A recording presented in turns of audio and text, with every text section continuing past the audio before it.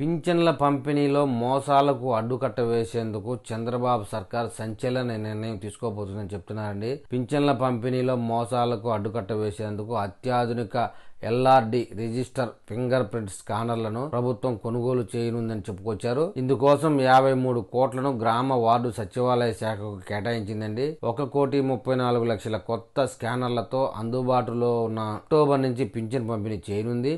ప్రస్తుతం వినియోగిస్తున్న LO and RD డివైజులతో security తక్కువగా ఉండడంతో నకిలీ వేలి ముద్రలతో పింఛన్లు స్వాహా చేస్తున్నారనే ఫిర్యాదులు కూడా వినపడుతున్నాయి. ఈ క్రమంలోనే అక్రమాలకు అడ్డుకట్ట వేయాలని ప్రభుత్వం నిర్ణయించింది.